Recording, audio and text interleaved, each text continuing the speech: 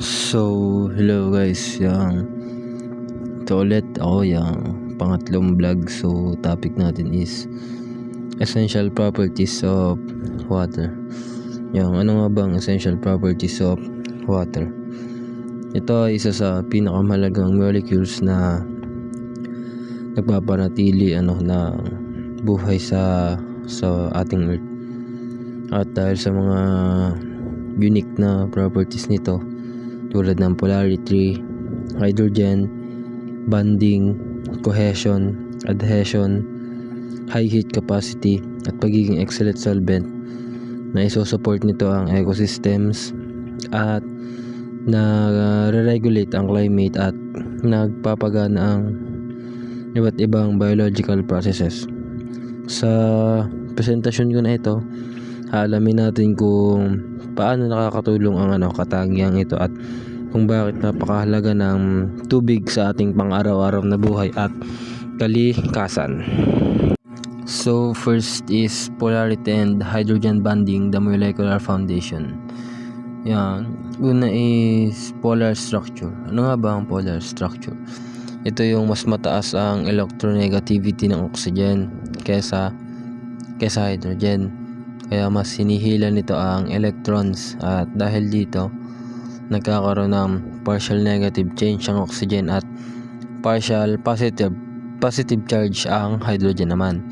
Kaya nagiging polar ang water molecule. Next is hydrogen bonding. Dahil polar ang water, nakakabuo ang bawat water molecule ng hydrogen bonds sa ibang water molecules. Ang mga bonds na ito ang dahilan kung bakit may strong cohesion, kung bakit mataas ang boiling point at mahusay na solvent ang tubig. So last is dynamic network.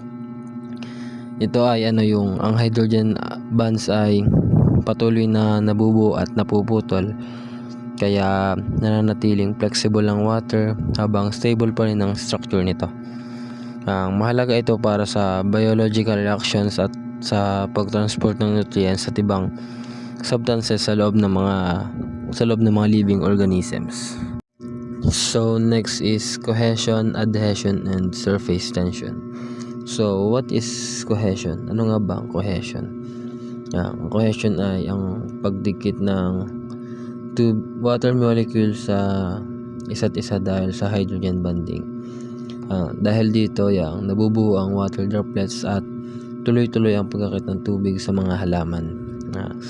Next is adhesion. Ang adhesion naman ay ang pagdikit ng tubig sa ibang surfaces tulad ng mga ugat at stem ng halaman. Ito ang tumutulong para umakit ang tubig mula sa roots papunta naman sa leaves. Last is surface tension. Ang surface tension naman ay parang manipis na balat sa ibabaw ng tubig. Dahil dito, nabubuo ang bilog na water droplets at may mga insekto tulad ng water strider na nakakalakad sa ibabaw ng tubig. So, move on to high specific heat and heat of vaporization, climate, and thermal buffering. Ang high specific heat, ang water ay mabagal luminit at lumamig, kaya hindi agad nagbabago ang temperatura nito. Dahil dito, nakakatulong itong panatiling stable ang klima at temperatura sa paligid. High heat of vaporization.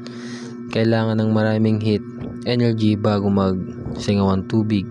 Kaya kapag nagpapawis tayo o nagtatranspire ang plants, naiilabas ang sobrang init at malamig ang katawan o halaman. Ito yung high heat of vaporization. So last is biological impact.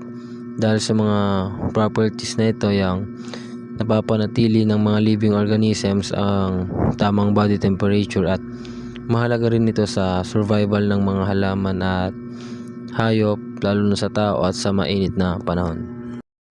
So this is the last slide. I-explain ko na lang sa mas madaling explanation. So Universal solvent, ito yung tinatawag na universal solvent. Ito yung tinatawag na ang tubig daw ay dahil kaya nitong tunawin ang maraming ionic at polar substances. Dahil dito mas madaling matransport ang nutrients at iba pang importanteng molecules sa loob ng cells.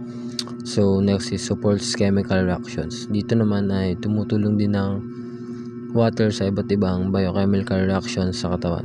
Mahalaga ito para gumana ng maayos ang enzymes at iba pang proseso sa cells. At the third one is forms hydration cells. Ang water molecules ay bumabalot sa ions at molecules para manatiling stable ang mga ito. At nakakatulong ito sa tamang function ng proteins, enzymes at cell membranes. So yung key natin dito is kung wala ang solvent property ng water, hindi magiging maayos ang mga proseso sa cells, kaya may hirapan ang katawan at ibang living organisms na mabuhay. So yun lang po sa video na ito. Hope na may naunawaan kayo at may natutunan. Thank you.